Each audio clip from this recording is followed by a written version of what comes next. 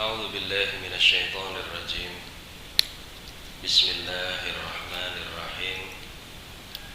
رضينا بالله ربا وبالإسلام دينا وبمحمد نبيا ورسولا ربنا زدنا علما وارزقنا فهما. ربنا اشرح لنا صدورنا ويسر لنا أمورنا واحلل عقدة من ألسنتنا يفقهوا أقوالنا. سبحانك لا علم لنا إلا ما علمتنا إنك أنت العليم الحكيم. فأحييكم تحية إسلامية وتحية الإسلام هي السلام. السلام عليكم ورحمة الله وبركاته.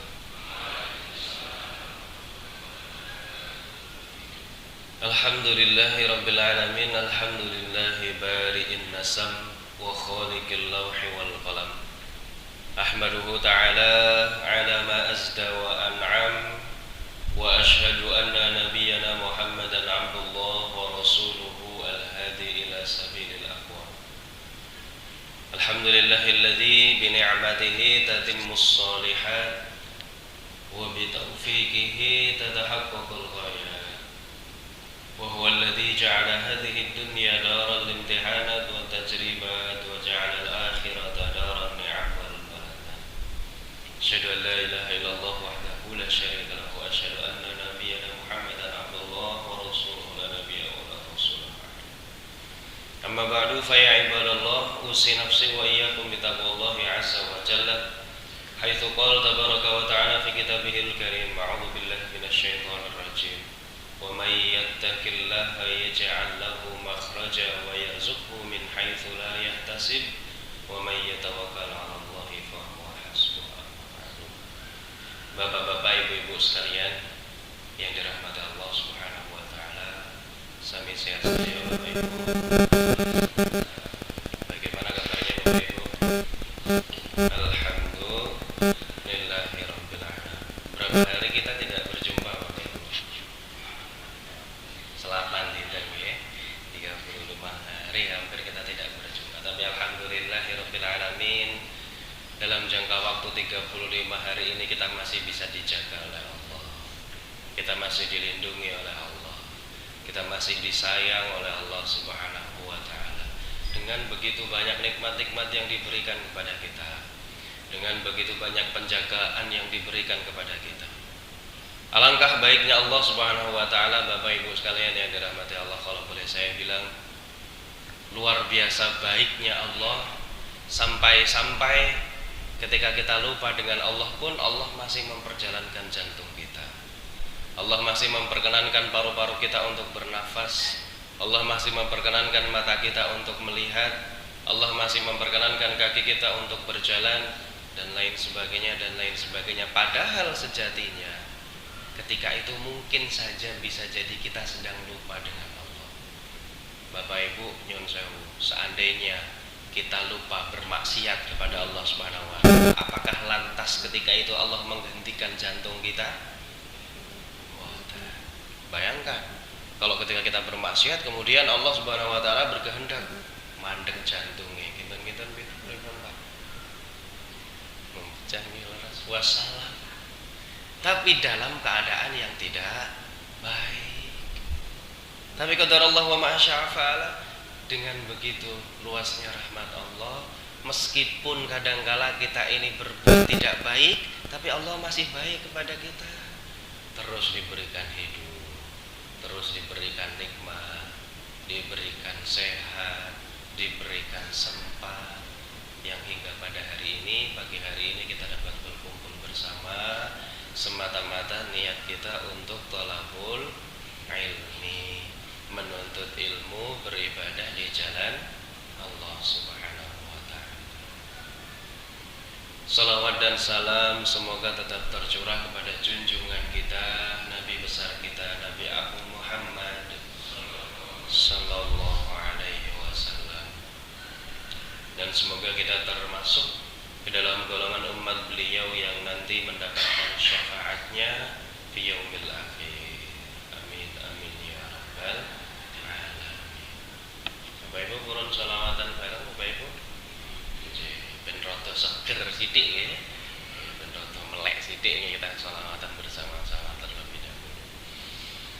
Sallallahu ala Muhammad. Sallallahu alaihi wasallam. Sallallahu ala Muhammad. Sallallahu alaihi wasallam. Sallallahu ala Muhammad. Sallallahu alaihi wasallam. Sallallahu ala Muhammad.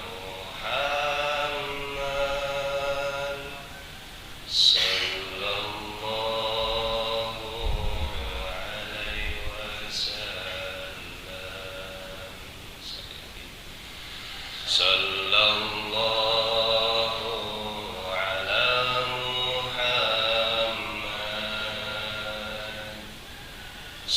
Sallallahu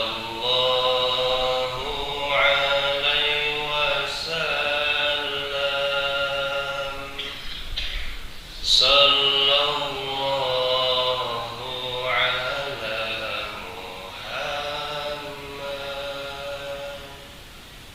Sallallahu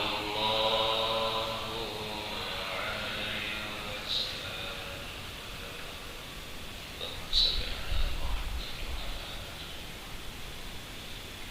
Semoga nanti kita bisa berjumpa dengan baginda Nabi Muhammad sallallahu alaihi wasallam. Amin amin ya rabbal. Kalau mengenang jasa beliau itu Bapak Ibu tidak ada habisnya. Bagaimana beliau itu berjuang untuk agama ini. Bagaimana beliau itu membawa agama Islam dari ketiadaan. Dari yang semula dicaci maki sampai dijunjung.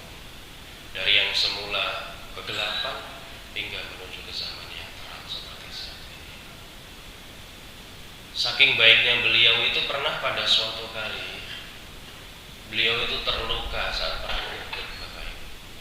Ketika perang Uhud, Nabi Muhammad itu terluka. Dikatakan dahinya sobek, wajahnya berdarah-darah, gigi gerahamnya hampir copot. Kemudian dagunya luka juga, terkena begitu banyak sekali senjata-senjata ketika perang. Tapi anehnya, Nabi Muhammad mengambil darah yang hampir menetes dari wajahnya itu, kemudian mengusapkannya ke dada.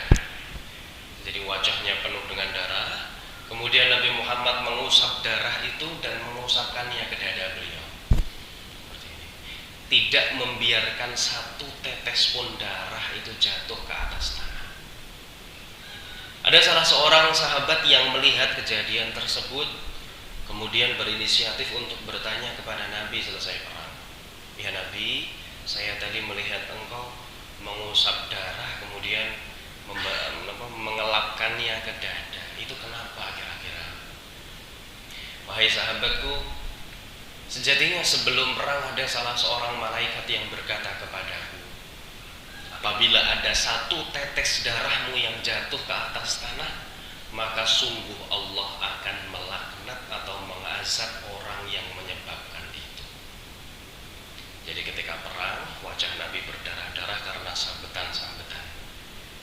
Kata malaikat, yang menyebabkan Nabi berdarah nanti akan dilaknat, akan diazab sama Allah. Berarti siapa yang menyebabkan Nabi berdarah niku? Musuhnya, gimana badan?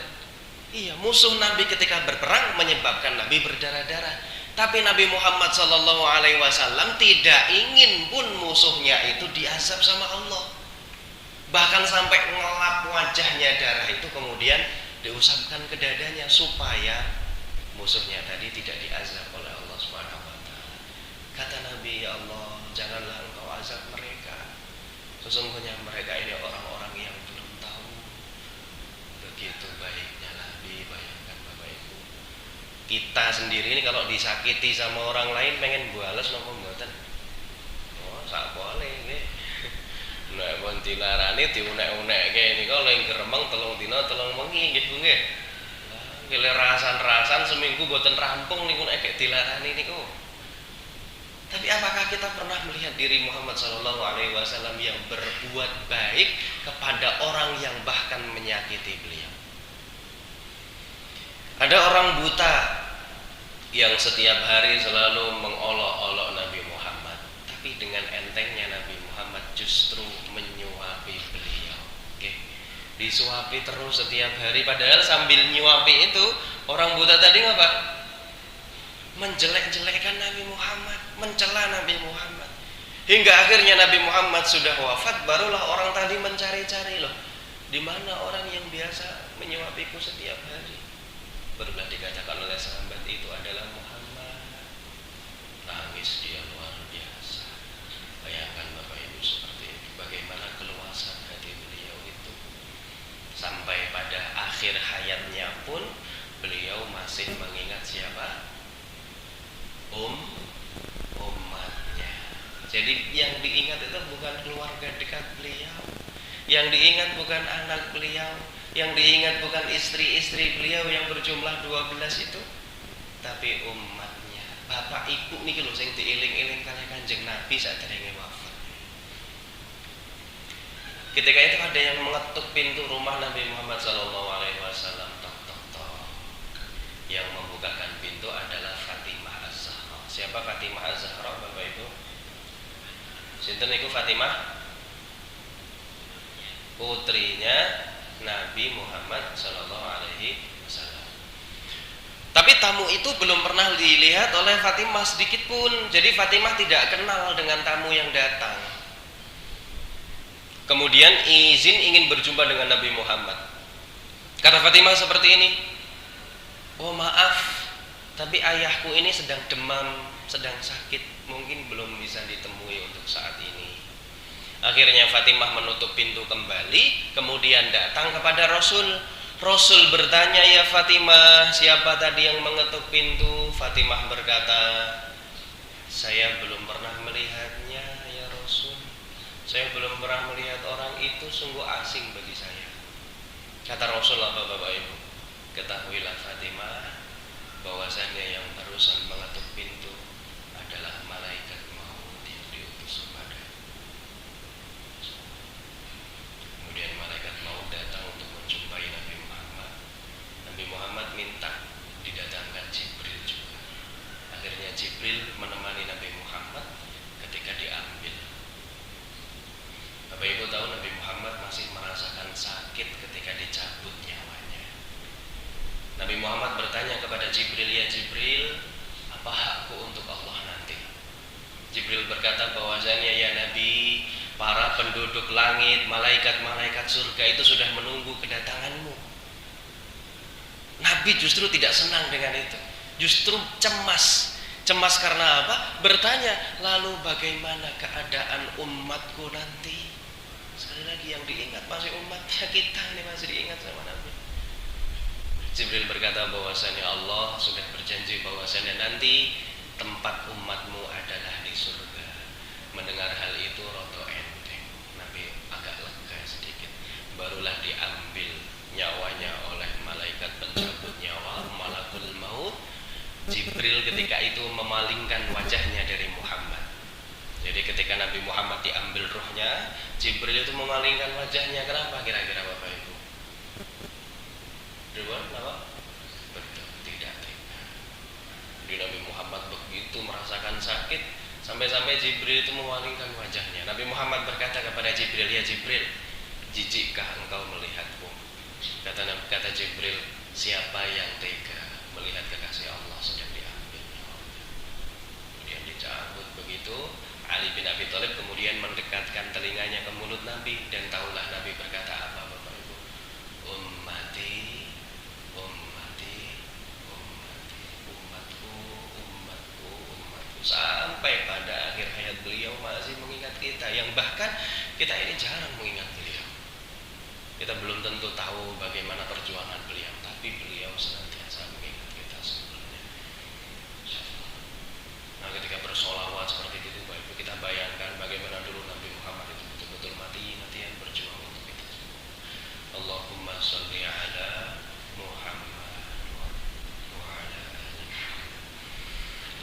Bapak Ibu sekalian yang dirahmati Allah Subhanahu wa taala, tidak panjang dan tidak lebar yang kami sampaikan pada kesempatan pagi hari ini. Kemarin itu tentang sholat sudah selesai belum ya Bapak Ibu ya? Oh, belum. Oh, belum Bapak Ibu. Dereng Bu nggih. Ngantos napa nggih wingi nggih? Pripun? Napa? Sudah selesai kok Ibu nggih. Sampun apa dereng? Oh, dereng nggih. Kalau lali.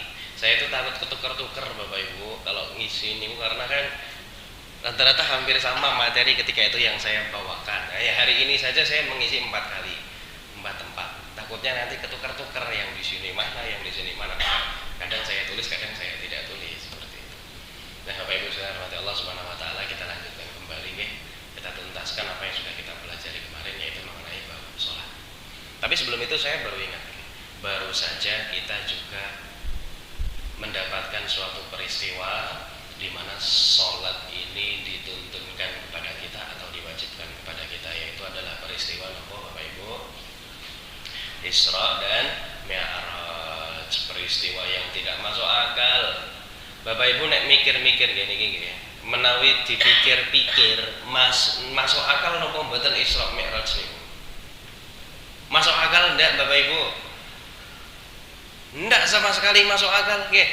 Subhanalladzi asra bi'abdihi lailan minal masjidil harami ilal masjidil aqsa alladzi barakna haulahu linuriyahu min ayatina. Bayangkan Bapak Ibu, subhanalladzi asra. Ketika itu Nabi Muhammad diperjalankan pada malam hari lailan minal masjidil haram ilal masjidil aqsa. Dari mana ke mana? Masjidil haram menuju masjidil aqsa dalam waktu 1 malam. Bapak Ibu tahu kalau Masjidil Haram menuju Masjidil Aqsa saat ini, Palestina, Masjidil Aqsa di Palestina, Masjidil Haram di Makkah, itu ditempuh dengan pesawat saat ini kurang lebih 2-3 jam. Sekarang ini 2-3 jam. Tapi apakah zaman dulu ketika Nabi ada pesawat? Boten. Kalau dulu naik unta pada zaman Nabi dari Masjidil Haram menuju Masjidil Aqsa itu bisa 2 bulan. Perjalanannya bisa 2 bulan. Tapi Nabi menempuhnya dalam waktu kurang dari 1 malam. Bahkan lebih dari itu, ketika sampai Masjidil Aqsa, Nabi diperjalankan lagi menuju ke Sidratul Muntaha dalam waktu yang tidak sampai 1 malam itu, melewati begitu banyak sekali peristiwa-peristiwa. Sedikit kita ceritakan tentang itu mungkin ya. Tapi saya minta Bapak Ibu, bukan saya minta, Islam meminta atau Allah Subhanahu wa taala meminta? Oh, saya tanya nih. Kita ini melihat dengan apa? Ibu, kita melihat dengan apa, Bu? Mata. Kita ini mendengar dengan apa? Betul, kita mendengar dengan telinga. Kita ini berjalan dengan apa? Dengan kaki, betul. Kalau saya tanya, kita ini berpikir dengan apa? Pasti sebagian besar akan menjawab otak ya. Kita berpikir dengan, kebanyakan menjawab dengan otak. Tapi sejatinya dalam Islam kita diperintahkan untuk tidak hanya berpikir dengan otak saja. Karena kalau Islam ini dipikir dengan otak secara rasional, itu tidak akan sampai. Akal pikiran kita itu tidak akan sampai, karena banyak sekali dalam Islam ini kejadian-kejadian yang tidak masuk akal. Contohnya tadi Isra Mi'raj, apakah masuk akal? Boten. Ada manusia yang pernah membelah lautan. Siapa? Sinten Dek? Ceritanya kita SD wonten iki siapa? Nabi siapa? Nabi siapa? Hah? Nabi Musa alaihi salam. Tadi kira diajari nabi-nabi. Nabi Musa alaihi salam membelah lautan. Ini saya ceritakan sedikit ya. Nabi Musa membelah laut apa? Laut Merah. Bukan di Laut Merah yang bawah itu, tapi yang agak atas sedikit. Namanya Semenanjung Nuwaiba. Yang dibelah oleh Nabi Muhammad itu dari sisi Semenanjung Nuwaiba menuju ke Semenanjung Saudi Arabia. Nah, panjang dari satu sisi menuju sisi lain sungai itu kurang lebih 1.800 meter. Berapa Bapak Ibu? 1.800 meter. Berapa kilometer berarti niku? Nah, sing ajeng diseberangi kali Nabi Musa niki 1,8 kilometer, bayangkan. Dalamnya, ini laut bukan sungai ya. Laut yang diseberangi oleh Nabi Musa itu dalamnya kurang lebih 800 sampai 900 meter. Berapa? 800 meter. Jeru napa mboten niku? Jeru napa mboten? Jeru, ora mung jeru tok jeru. Jeru banget 800 meter. Bapak Ibu bayangkan ke bawah 800 meter, luar biasa dalam. Pasukan yang mengikuti Nabi Musa untuk turun ke bawah itu kurang lebih ada 600.000 orang. 600.000. Jadi kita bayangkan sedikit, coba kita berpikir dengan otak kita. Ada 600.000 orang lebih mau turun 800 meter, kemudian berjalan 1,8 kilometer, kemudian naik lagi 800 meter. Itu kira-kira apakah Nabi Musa itu membuka lautnya mak biak terus tutup meleh? Hah? Niki bayangkan, Nabi Musa apakah membuka lautnya itu dek biak kebuka terus bariku terus nutup malih? Nggih? Mboten. Kan yang lewat 600.000 orang, bayangkan Bapak Ibu naik turun 800 meter seperti bukit itu kan lama. Ya, turun dulu, jalan dulu, naik lagi. Maka peristiwa Nabi Musa membuka lautan ini tidak terjadi sesaat. Bahkan dikatakan dalam beberapa riwayat dan penelitian itu kurang lebih Nabi Musa itu membuka laut tersebut selama 4 jam. Jadi 4 jam itu laut terbuka. Bayangkan, dalamnya 800 meter kok bisa terbuka sebegitu lebarnya, kemudian dilewati oleh pasukan 600.000 orang. Kok iya pas sudah selesai Fir'aun turun untuk mengejar Nabi Musa, kemudian tiba-tiba lautnya tertutup. Sempat Fir'aun itu ingin bertaubat, tapi sudah terlambat, tak bisa. Kapan pintu taubat ditutup Bapak Ibu? Nah, ini harus ngomong ini. Kalla idza balagatit taraqi, dan apabila ruh itu sudah sampai di sini, di kerongkongan. Jadi nanti kita diambil ruhnya itu dari atas atau dari bawah? Dari atas atau dari bawah? Dari atas ngambilnya. Maka yang dingin itu biasanya bawah dulu. Bapak Ibu bisa saksikan kalau semisal menjumpai ada orang sakaratul maut ya, itu pasti bisa jadi ya atasnya itu masih terbuka matanya, masih bisa untuk merintih-rintih, tapi jempolnya sudah dingin ya. Nanti saya pernah menemani salah satu santri dulu yang seperti itu, matanya itu sudah terbuka tapi kakinya sudah dingin. Saya pegang jempolnya, jadi kita diambil dari atas. Nah, kalau sudah sampai di kerongkongan sini, wakilaman roh, katakan kepada dia, siapa yang bisa menolong? Sudah ditutup pintu taubat untuknya. Nanti semua kita akan merasakan insya Allah ketika nafas kita, roh kita sudah sampai di sini. Purun apa mboten Bapak Ibu? Lah purun mboten purun. Purun mboten purun mesti mesti ngerasa. Oke, itu adalah sesuatu yang pasti.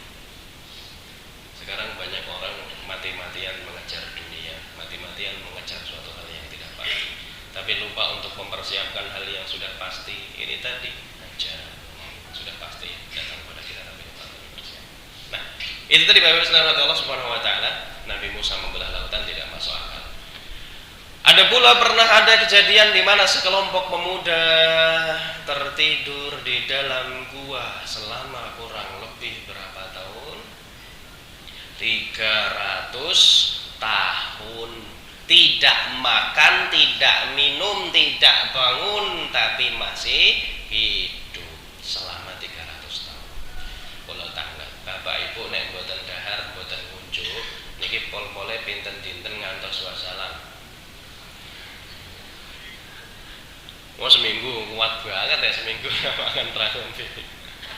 Tegang dinten ya wis sedinten poso we biasanya pun aduh dari 3 hari kita nggak makan minum saja itu bisa jadi sudah wallahu alam wasalam mungkin.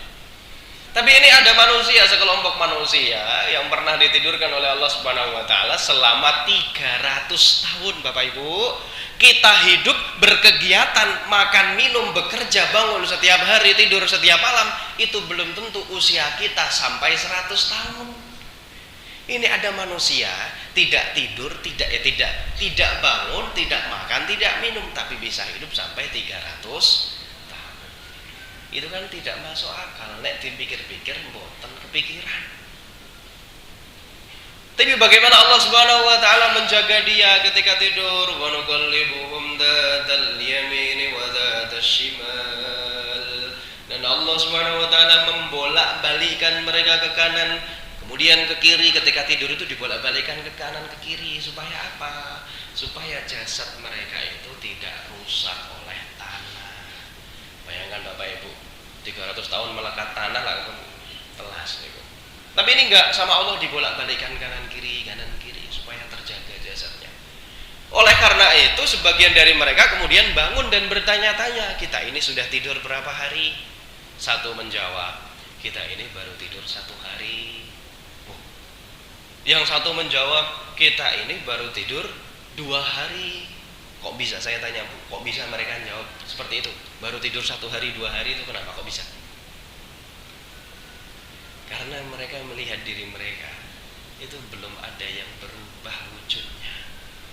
Jadi betul-betul fisiknya masih utuh, tidak tambah keriput. Kalau bangun-bangun tiba-tiba ubanan, panjang rambutnya, keriputan lah ketorong ya. Niki mboten. Makanya mereka bisa bilang saya baru tidur 1 hari karena tidak ada yang berubah dari wujud mereka. Masih sama, masih utuh, bahkan posisi mereka pun tidak berubah di situ. Kita ini baru tidur 1 hari, baru tidur 2 hari. Berdebat, kemudian coba salah satu di antara kita turun ke bawah ke kota, pakai ambil uang, kemudian turun ke kota, belilah suatu makanan di sana. Barulah mereka menyadari di sana, kok wis beda dunyane. Kutone pun benten, masyarakatnya sudah beda, uang yang mereka bawa sudah tidak laku. Jadi barulah mereka sadar, oh ternyata kita ini sudah tertidur lama sekali, ternyata dikatakan 300 tahun. Masuk akal tidak Bapak Ibu? Sama sekali tidak masuk akal. Kok iso? Enggak mungkin. Sekali lagi, kalau Islam dipikir dengan rasional, dengan otak saja, itu tidak masuk. Harus dengan hati. Nabi Muhammad SAW pernah suatu kali dieyeli sama kaum kafir Quraisy. Apa buktinya kamu itu Nabi? Apa buktinya kamu itu Rasul? Kemudian diberikan suatu mukjizat. Iqtarabatis sa'atu wan syaqqal qamar. Qamar niku napa? Bulan. Bulan terbelah ketika itu, Bu. Nate wulan niku keparo, Bu. Satu sekali. Masuk akal enggak ini? Sekali lagi ini tidak masuk akal. Maka dari itu, Bapak Ibu sekalian yang dirahmati Allah, Allah Subhanahu wa taala meminta kita, memerintahkan kepada kita untuk berpikir dengan hati. Walaqad dzara'na li jahannama katsiran minal jinni wal ins. Sesungguhnya nanti sebagian besar penduduk neraka itu adalah dari kalangan jin dan manusia. Kita ini nanti sudah dikabarkan sebagian besar penduduk neraka nanti adalah dari kalangan jin dan manusia. Kenapa? Lahum qulubul la yafqahuna biha walahum a'yunul la yubsiruna biha walahum adhanul la yasma'una biha. Ternyata ada 3 penyebabnya. Saya jelaskan dari belakang. Lahum adhanun la yasma'una biha. Mereka punya telinga tapi tidak digunakan untuk mendengar. Walahum a'yunul la yubsiruna biha. Mereka punya mata tapi tidak digunakan untuk melihat. Yang ketiga ini, lahum qulubul la yafqahuna mereka punya hati tapi tidak digunakan untuk memahami. Jadi Allah minta kepada kita untuk memahami segala sesuatu di dalam Islam ini dengan hati. Karena kalau dengan otak saja nggak sampai, termasuk tentang sholat ini. Bapak Ibu tahu bagaimana awalnya Nabi Muhammad diperjalankan Isra Mi'raj? Furija an sakfi baiti, ketika itu langit rumahku itu terbelah. Fanazala Jibril, maka turunlah malaikat Jibril, fafaraja sadri, kemudian membelah dadaku. Nah ini saya masuk akal malih nih, Nabi Muhammad itu dibelah dadanya sama Jibril. Kemudian faghasalahu bima'i zamzam, dicuci dengan air Zamzam. Hati Nabi Muhammad itu dicuci dengan air Zamzam. Setelah itu malaikat Jibril membawakan sebuah wadah dari emas berisi dengan hikmah dan iman, kemudian menuangkannya ke dada Nabi Muhammad. Jadi Nabi Muhammad itu dadanya dipenuhi dengan hikmah dan iman. Ini masuk akal. Kemudian barulah diperjalankan ketika itu Isra dari Masjidil Haram menuju Masjidil Aqsa. Apa nama kendaraannya Bapak Ibu? Buruk. Nanti mereka buruk dereng Bapak. Dereng. Burun. Ibu nate mirsani buruk? Belum. Kados napa buruk niku bentuke? Kayak apa? Buruk itu bentuknya kayak apa? Kuda, andong. Sana. Buruk itu dikatakan dalam beberapa riwayat berwarna putih satu, berwarna putih. Kemudian besarnya itu lebih besar daripada himar, lebih besar daripada kedelai. Keledai lebih besar daripada keledai dan lebih kecil daripada bighal. Bighal itu hewan silangan antara keledai dengan kuda. Nah, jadi lebih besar daripada keledai tapi lebih kecil daripada kuda lah, bayangannya seperti itu.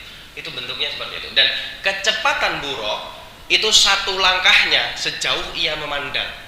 Satu langkah buruk itu sejauh ia memandang. Bapak Ibu, umpamanya buruk ya. Bapak Ibu memandang sesuatu paling jauh di mana? Sak mentoke awak dhewe ndelok itu satu langkahnya.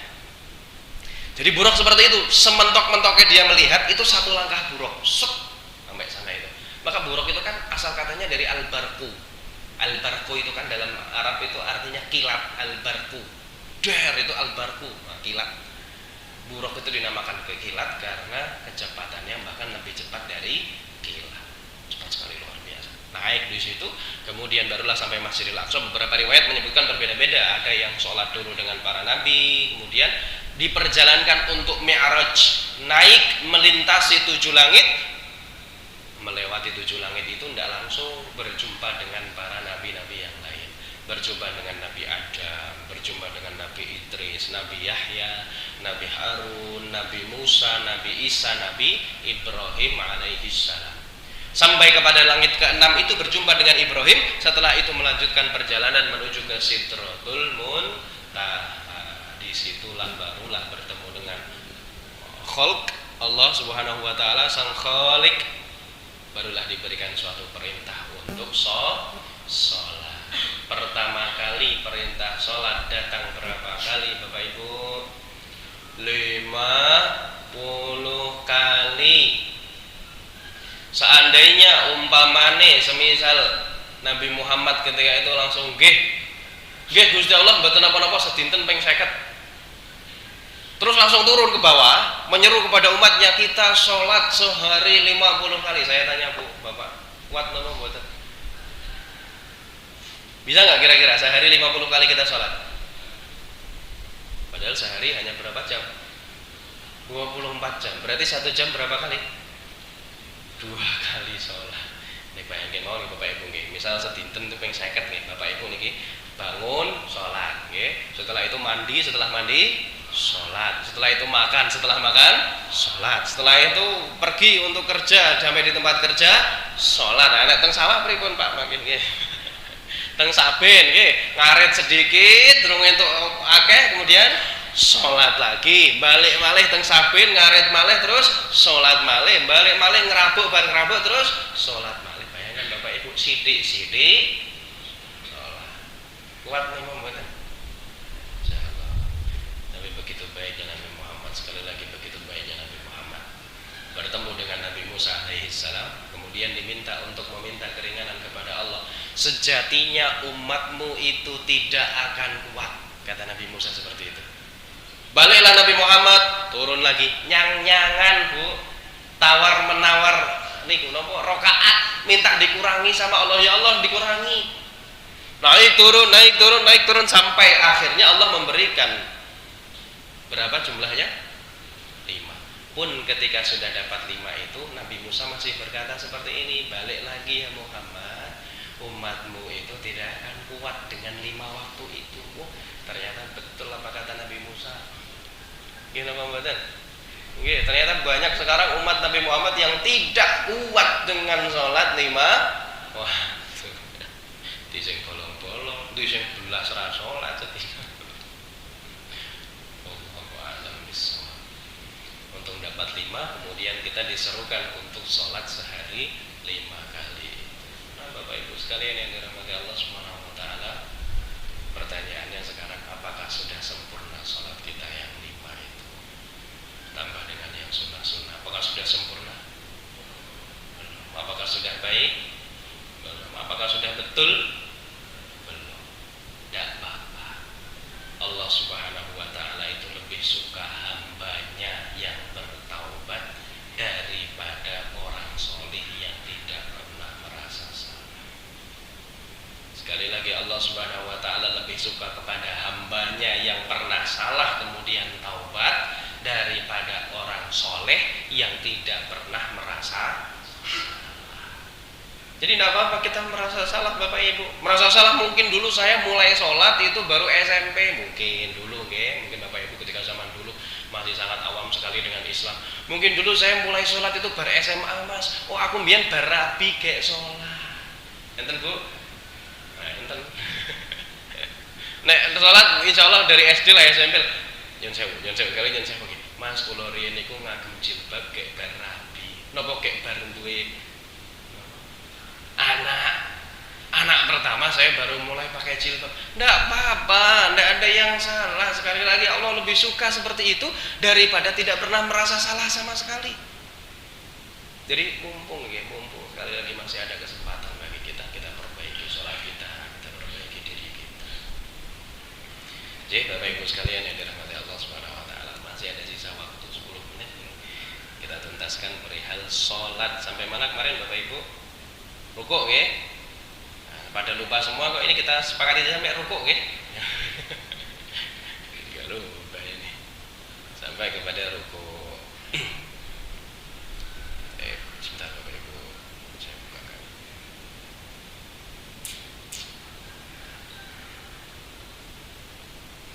Nah, ketika rukuk itu setelah membaca surat kemudian berhenti sejenak, lalu mengangkat kedua tangan yang seperti ketika takbiratul ihram, kemudian jatuh ke rukuk. Nah, ini saya sedikit flashback dulu. Rukuk itu kita naruh tangan di mana? Dengkulnya Bapak Ibu teng pundi? Ya teng riku, nggih. Enten sik dengkulnya teng ngadap? Mboten. Enten sik dengkulnya teng inggil? Mboten. Insyaallah dengkul itu Bu sudah diciptakan proporsional di situ.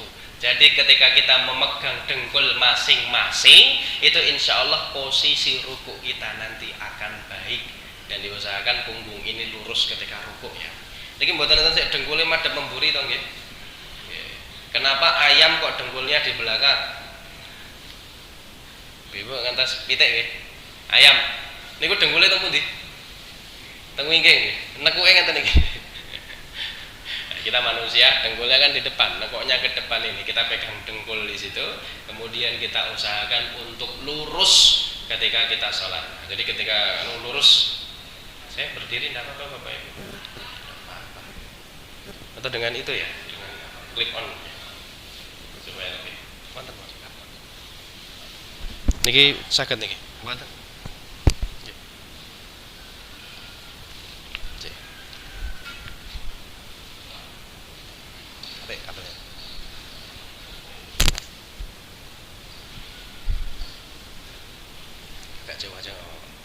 Nah, pegang dengkul nggih Bapak Ibu. Dengkulnya kan ini. Pak. Kelihatan enggak Pak? Enggak apa-apa ya. Dengkul ini kita pegang. Nah, ketika itu kita luruskan punggung kita ini. Ingat nggih Pak nggih? Untuk semaksimal mungkin lurus. Pandangan kita tetap menghadap ke arah mana? Tempat sujud. Nggih, tempat sujud ya Bapak Ibu. Karena seringkali ngenten iki Bapak-bapak biasane ndeloki jempol biasane. Jempol. Mending ndeloki jempole dhewe, jempole kancane. Kok jempolnya gede banget ya iki. Ngiling-ngilingnya jempolnya wong. Lihat ke tempat sujud. Siapa yang tahu tempat sujud? Masing-masing musolli, Bapak Ibu sekalian tahu di mana tempat sujudnya masing-masing. Jadi yang dilihat adalah itu. Nah, tangan ini tidak ke dalam seperti ini, tapi agak dibuka sedikit keluar sehingga punggung kita ini bisa betul-betul lurus. Kalau ibaratnya ketika ditaruh air di atasnya itu tidak tumpah. Coba Pak. Ampun. Nah ini kita utang, nah ini ngenten iki. Mangkok, taruh mangkok atau piring berisi air di atasnya itu tidak tumpah. Ngenten iki. Mungkin yang Bapak Ibu ajeng nyobi piyambak mboten napa-napa, nggih. Tengkolah. Saya sarankan nang kamar mandi riyen nggih. Boleh coba saja supaya kita betul-betul merasakan Bapak Ibu seperti ini. Kalau sholat kita itu gerakannya baik, badan itu enak, seger nanti. Karena apa? Ini terjadi refleksi luar biasa ketika kita sholat itu. Barulah setelah ruku, apa bacaannya Bapak Ibu? Subhana. Ada beberapa bacaan versi. Bapak Ibu pakai yang mana? Subhanakallahumma Rabbana wa bihamdika Allahumma firli. Satu, ada yang subhana rabbiyal azimi wa bihamdih 3 kali. Bapak Ibu pakai yang mana biasanya? Oke, pakai yang pertama boleh, pakai yang kedua juga boleh saja. Subhana rabbiyal azimi wa bihamdih, subhana rabbiyal azimi wa bihamdih, subhana rabbiyal azimi wa bihamdih. Warka'u ma'ar raki'in, kata Allah di dalam Al-Qur'an ya, dan rukuklah kalian bersama orang-orang yang sedang rukuk. Jadi rukuk ini memiliki keistimewaan tersendiri karena di dalam Al-Qur'an disebutkan rukuklah kalian bersama dengan orang-orang yang rukuk. Hati-hati, ayat ini seringkali diselewengkan Bapak Ibu. Warka'u ma'ar raki'in. Merokok itu boleh. Dan merokoklah kalian bersama orang-orang yang merokok. Ampun. Tapi buatan ngagem ayat niki. Ini ayat untuk orang-orang yang ruku. Warka'u ma'ar raki'in, orang-orang yang ruku. Setelah ruku barulah kita bangun untuk i'tidal. Sami'allahu liman hamidah, berdiri. Nah, jangan sampai kita terlalu terburu-buru ketika i'tidal. Contoh, Sami'allahu liman hamidah. Bapak Ibu menjawab apa? Rabbana walakal hamdu. Boleh diteruskan, mil'us samawati wa mil'ul ardi wa mil'u ma syi'ta min syai'in ba'du. Boleh, agak panjang sedikit boleh. Nah, ketika i'tidal itu jangan terus Sami'allahu liman hamidah Allah. Nah, langsung jatuh, jangan. Karena seringkali di mana-mana i'tidal itu menjadi rukun yang tercepat padahal sejatinya tidak. Jadi kata Nabi, ketika i'tidal itu usahakan kalian itu berdiri sempurna lagi sampai kembali seperti semula berdirinya. Jadi jangan Sami'allahu liman hamidah Allah langsung ambruk. Berdiri dulu, tumak ninah. Ini ada satu, tumak ninah dari kata itma'anna yatma'innu, artinya itu nyaman, tenang, anteng, nyaman, khusyuk. Itu penting dalam salat. Sami'allahu liman hamidah Rabbana walakal hamdu mil'us samawati wa mil'ul ardi wa mil'u ma syi'ta min syai'in ba'du. Barulah kita jatuh menuju ke sujud. Saya tanya, Bapak Ibu pakai yang mana biasanya? Satu, Allahu Akbar. Satu. Dua, ini jatuhnya dulu. Allah.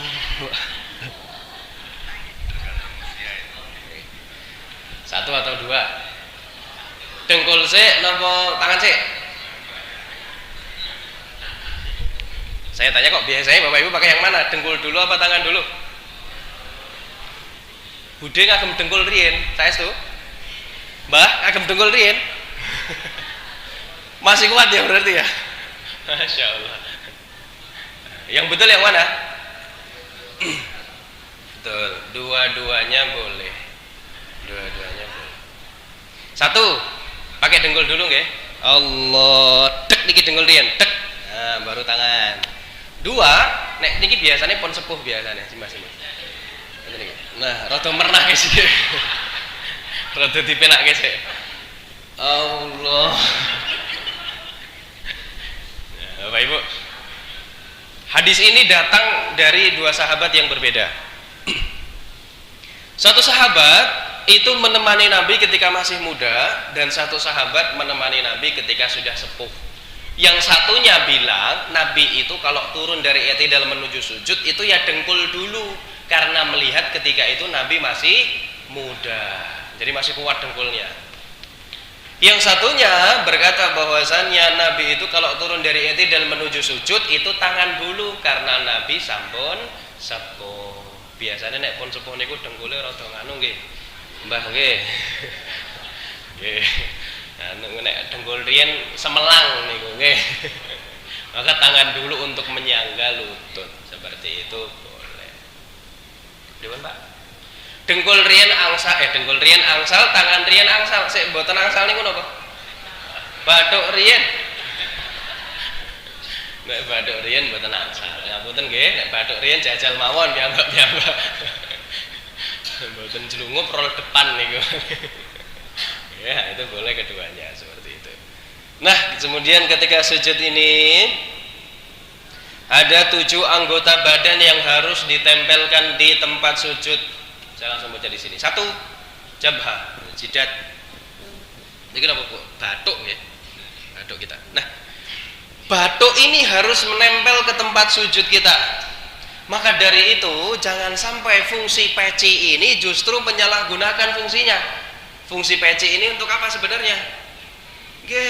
Supaya rambut kita ini tidak menghalangi batuk dari tempat sujud. Tapi kalau ketika sholat peci kita seperti ini, ini malah menggantikan fungsi rambut, menghalangi dari tempat sujud. Maka ketika sholat ini agak dibuka. Nah, ngeten iki. Ben batuk ini ku cetok kena. Pun ibu-ibu seperti itu ya, niku enten mukena, nggih, jangan sampai bawa atas mata seperti ini. Agak dibuka sedikit tidak apa-apa. Mukena kalih napa niku? Sing nggen kerudung siput. Ciput. Ciput niku lho Bude, nggih, niki jangan sampai menghalangi batuk kita dari tempat sujud. 1 jabhah, 2 napa? Bukan hidung. 2, 3 adalah telapak tangan kita. 2, 3, 1, 2, 3. 4, 5 adalah lutut kita, lutut kanan, lutut kiri. 4, 5. 6, 7 adalah ujung jari-jari kita, nih jari-jari kaki. 6, 7 agak dipancalkan sedikit seperti ini. Nah, terus hidung kemana? Hidung kemana? Padahal cuma 7, kata Nabi cuma 7 Pak. Nah, Nabi berkata seperti ini, hadisnya itu seperti ini. Nabi bilang jidat tapi nunjuk hidung. Batuk. Nah, itu Nabi bilang gini, jabhah. Padahal ini bukan jabhah, ini bukan batuk, tapi ini hidung. Ini Nabi tidak salah. Ini mengindikasikan bahwasannya nanti barometer bahwasannya sudah bagusnya sujud kita itu salah satunya dengan tertempelnya hidung. Tapi mungkin ada beberapa kejadian di mana Bapak Ibu tidak bisa menempelkan hidungnya di atas lantai, minta misal agak kotor, atau Bapak Ibu dalam safar kemudian sholat di pinggir jalan dan lain sebagainya, sholat di padang pasir seperti itu. Nah itu ini tidak perlu menempel, tidak apa-apa. Tapi ini jadi barometer bahwasannya baik ketika sujud itu juga menempel hidungnya. Tapi 7 anggota badan tadi harus menempel di tempat sujud. Tangan kita itu lurus ke depan. Sami'allahu liman hamidah.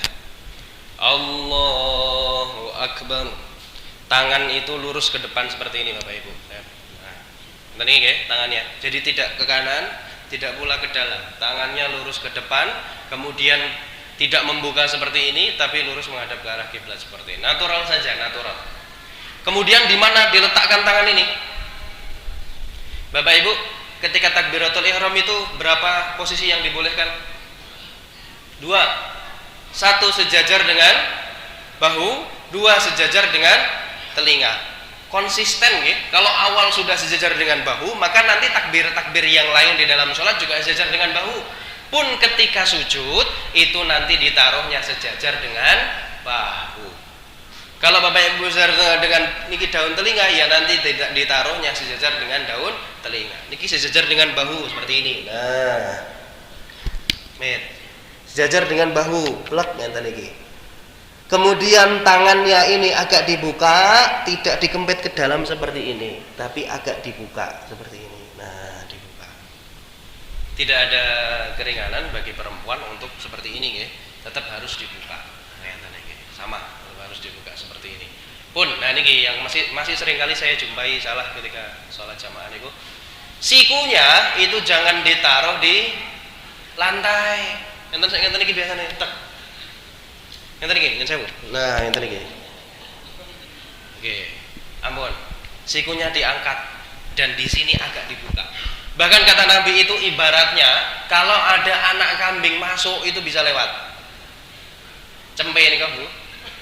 Brobos niku saged. Tapi nggih mboten cempe-cempe banget, cempe gede banget nggih. Napa nggih? Terwelu nggih, kelinci. Kelinci lewat niku saged brobos, bres. Napa kucing lah, kucing lewat niku saged brobos. Nah, itu ibaratnya seperti itu. Artinya apa? Tidak boleh kita menutup di bawah tempat sujud kita ini, harus dibuka seperti itu. Mas, biasanya nek jamaah iki karang empet-empetan niku nggih. Susukan nih, terus pripun diusahakan tetap agak dibuka meskipun agak ke belakang sedikit seperti ini. Oke. Nah, kemudian posisi ini apa? Ini akan lurus dan ini membentuk 90 derajat. Nah, betul-betul diusahakan lurus. Kaki kita itu mancal nggih, Bu, ngenten iki. Jari-jari kakinya itu mancal seperti ini. Bapak seperti ini nggih, jari-jarinya ya. Jangan lurus aja seperti ini, tapi agak dipancalkan seperti ini. Kemudian tumit itu menyatu, rapat. Tumit itu pundi? Tungkak, nek mboten. Tungkak, nggih. Tumitnya itu menyatu, antara kedua tumit itu menyatu, plek. Nah, itu. Ketika sujud seperti itu. Kemudian apa yang dibaca Bapak Ibu? Subhanakallahumma rabbana wa bihamdika Allahumma firli, atau subhana rabbiyal a'la wa bihamdih, subhana rabbiyal a'la wa bihamdih, subhana rabbiyal a'la wa bihamdih. Cepat, setelah itu duduk di antara dua sujud seperti biasa. Bapak Ibu sudah tahu namanya duduk iftirosh. Dinamakan iftirosh karena dari kata firosh. Firosh itu artinya kasur. Kasur itu berarti kita berlandas pada satu kaki. Kaki apa yang kita duduki? Kaki kiri kita dilempit, kemudian kita duduk di atasnya. Itu dinamakan dengan iftirosh. Setelah iftirosh barulah selesai, baru at-tahiyat terakhir. Satu lagi, ini yang jadi pertanyaan kadang-kadang, Mas.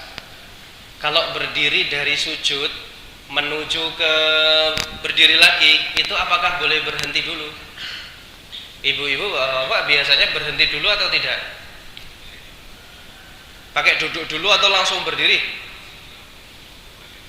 Pakai duduk atau langsung berdiri? Nah, ini seperti halnya jatuh tadi. Pun Rasul ketika masih muda itu langsung berdiri, tapi ketika sudah sepuh pakai duduk dulu. Tahu nggih duduk nggih? Jalsatul istirahah itu loh, duduknya untuk istirahat. Contoh. Allah. Yang duduk dulu niki. Allahu akbar. Nah, seperti itu boleh. Niki Rasul pun sepuh kemudian ngeten iki. Nek langsung berdiri biasanya Allahu akbar, langsung berdiri seperti itu. Bapak Ibu biasanya pakai yang mana? Duduk dulu, saya yakin. Kalau saya biasanya langsung, karena masih kuat, langsung. Nah, setelah itu duduk tasyahud, kemudian duduknya pakai duduk tawaruk, perihal jari telunjuk. Niki saya bahas yang sering ditanyakan sajalah, perihal jari telunjuk. Kapan kita mengangkat jari telunjuk kita? Kapan kita mengangkat jari telunjuk kita? Nah, satu dari awal at-tahiyyatu lillah wassalawatu wattayyibah itu boleh diangkat. Kedua, ada pendapat lain menyebutkan ketika asyhadu alla ilaha illallah, ketika syahadat itu diangkat seperti ini. Ada lagi pendapat lain menyebutkan ketika syahadat diangkat, selesai syahadat diturunkan lagi. Itu boleh-boleh saja. Terus, Mas boleh nggak seperti ini? Boleh nggak seperti ini? Nanti dulu, Bu. Ada kurang lebih 11 hadis yang membahas tentang jari telunjuk dalam at-tahiyat. Banyak hadis, maaf, banyak hadis. Tapi dari sekian banyak hadis itu berkata bahwasannya tidak perlu digerak-gerakkan. Yang menggerak-gerakkan itu hanya datang satu hadis dan ini kurang kuat. Nah, jadi lebih kuat, lebih utama kalau tidak digerak-gerakkan. Kenapa? Bapak Ibu tahu? Kita kan tidak tahu bagaimana Nabi Muhammad itu menggerak-gerakkannya pun. Kalau semisal ya Nabi Muhammad menggerakkan, kita tidak tahu apakah ke atas bawah, ataukah ke kanan kiri, ataukah melingkar-lingkar, ataukah damel tulisan nopo, kan tidak tahu kita. Maka untuk lebih menjaga supaya tidak ada kesalahan di dalam sholat, maka tidak perlu untuk digerak-gerakkan seperti ini, lurus saja seperti ini, atau menunjuk ke arah tempat sujud kita. Asyhadu an la ilaha illallah, seperti itu. Barulah setelah selesai at-tahiyyatu lillah wassalawatu wattayyibah. Banyak ya, at-tahiyyatul mubarakatus shalawatut thayyibatu lillah. Assalamu alayka ayyuhan nabiy wa rahmatullahi wa barakatuh. Assalamu alayna wa ala ibadillahis sholihin. Asyhadu an la ilaha illallah wa asyhadu anna muhammadar rasulullah. Shalawat, kemudian selesai barulah kita salam. Assalamualaikum warahmatullahi. Assalamualaikum warahmatullahi wabarakatuh. Terus ngapain setelah itu? Langsung dilempit saja dhewe napa mboten? Ampun diculi sithik rukuhe nggih. Bapak ampun terus ngadeg terus diculi rukuhe nggih. Dikir dulu. Versi salamnya sama langsung. Bapak Ibu biasanya kalau salam bagaimana? Nah, salam yang baik itu sebenarnya seperti ini. Betul-betul sampai melihat ke arah belakang kita. Assalamualaikum warahmatullahi wabarakatuh. Assalamualaikum warahmatullahi. Jadi jangan Assalamualaikum. Assalamualaikum warahmatullahi wabarakatuh. Assalamualaikum warahmatullahi wabarakatuh. Ini kanan dulu baru kiri semua ya. Tidak ada yang kiri dulu nggih? Insyaallah saya yakin sama di sini. Boleh dua-duanya. Assalamualaikum warahmatullahi wabarakatuh. Assalamualaikum warahmatullahi wabarakatuh. Boleh, atau biasanya imam-imam assalamualaikum warahmatullahi. Assalamualaikum warahmatullahi. Jangan assalam. Lengkapi saja, tidak ada salahnya dan tidak rugi juga ya. Tidak rugi tenaga di situ. Bapak Ibu sekalian yang dirahmati Allah Subhanahu wa taala, alhamdulillah kiranya sudah cukup mengenai bab salat yang kita bahas pada kesempatan hari ini. Semoga yang sedikit ini bisa menambah keimanan serta ketakwaan kita, serta semoga bisa menyempurnakan kembali bacaan serta gerakan salat kita supaya lebih baik lagi di hadapan Allah Subhanahu wa taala. Kita tutup dengan doa nggih Bapak Ibu.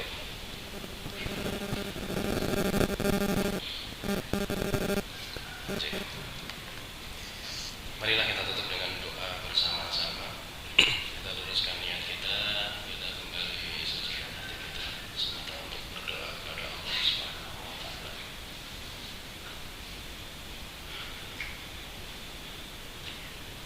Astaghfirullahaladzim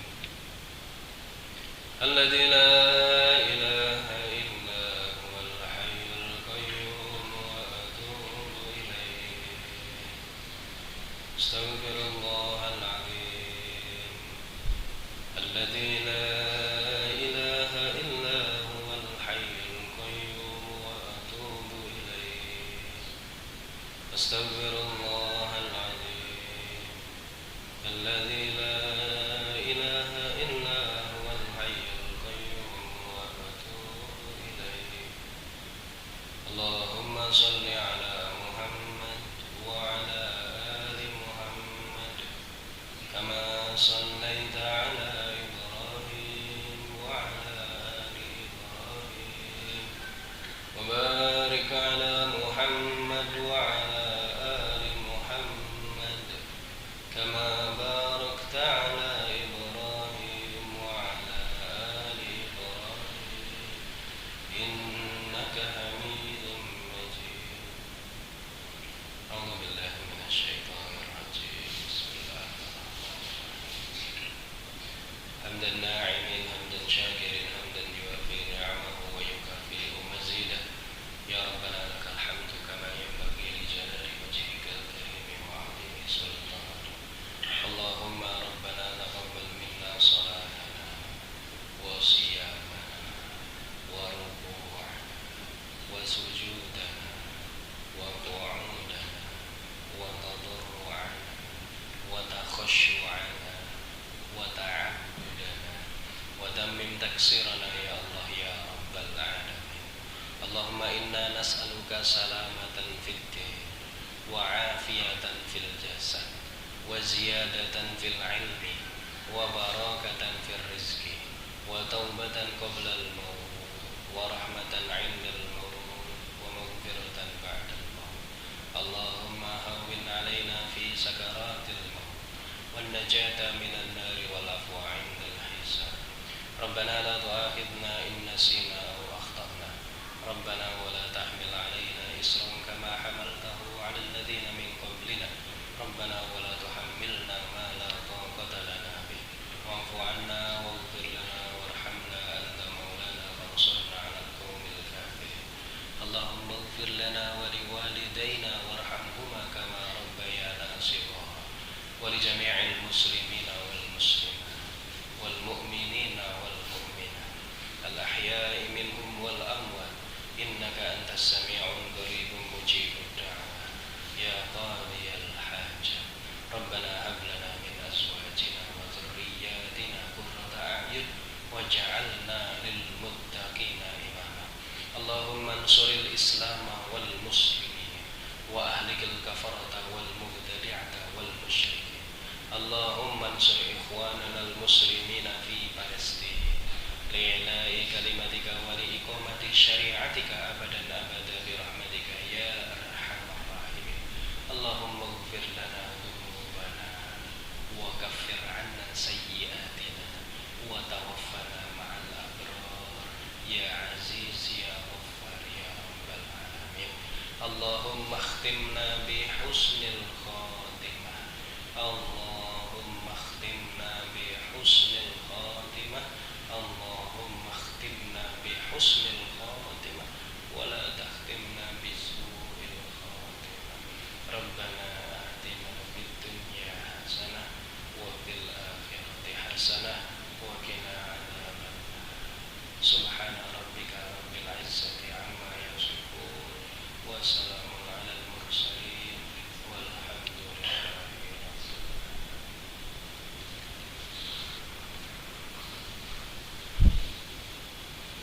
Alhamdulillah, terima kasih Bapak Ibu sekalian kepada Allah Subhanahu wa taala. Mohon maaf agak sedikit mundur tapi tidak apa-apa, pas untuk syuruk waktunya karena 10 menit atau 15 menit dari terbitnya fajar atau matahari.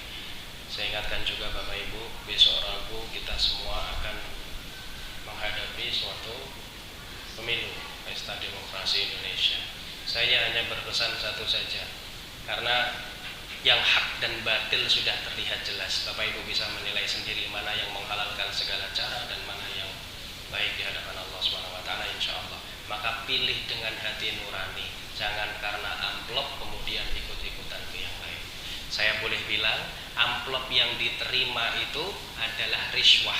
Dalam Islam sudah diatur hukumnya, dulu sudah ada ketika zaman Nabi, namanya suap menyuap, sogok menyuap. Bu, saya boleh bilang, niki jangan sampai kelewatan nggih. Riswah itu dilaknat sama Allah. La'anallahu ar-rashi wal murtasi. Allah melaknat pelaku-pelaku riswah dan yang menerima riswah. Jadi jangan bilang ora apa-apa ditompo, sing penting pilih sing kae ampo. Duit yang ditompo itu bisa jadi statusnya haram. Hati-hati ya. Niki duit yang ditompok itu bisa jadi statusnya haram. Sebab itu apa tuh? Ketika kita memberikan sesuatu kepada orang lain tapi ada maksud supaya hajat kita terpenuhi. Saya kena perkara, masuk ke persidangan, saya bayar hakimnya 2 juta, saya penting masalahku beres. 2 juta itu haram. Tok tok tok, ibu nyuwun sewu niki mangke sonten nanti pagi kan pencoblosan, ibu jangan lupa coblos saya nggih. Nggih niki nomor niki nggih suwun bu pamit nggih sakjane pamit ngenten niki plek. Nah niki tondo kasih mawon ditampa mboten napa-napa. Hati-hati bu, mending ditolak. Kalau mau memperkenalkan diri silahkan, kalau mau mengiklankan nama partai silahkan, yang penting tidak usah pakai embel-embel itu. Ibu-ibu menolak 200.000 ketika itu, insya Allah nanti Allah akan ganti dengan yang lebih baik daripada haram. Ya mending ditolak. Mas nek wis kedadian pripun? Sudah ya, sudah ada ya. Kalau sudah kejadian gimana? Keluarkan uang itu untuk sedekah sejumlah apa yang ibu terima. Aku untuk sembako mas, untuk beras, minyak, gula dan lain sebagainya. Jumlahkan itu kurang lebih berapa? Keluarkan untuk sedekah kalau sudah terlanjur. Kalau belum ada yang mau ngasih tapi biar kita memilih, tolak saja. Ngapunten tasih wonten beras teng griya.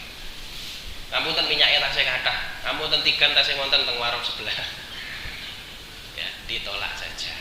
Daripada kita masuk ke dalam syubhat, menerima sesuatu yang haram, tidak baik, ditolak. Alhamdulillah.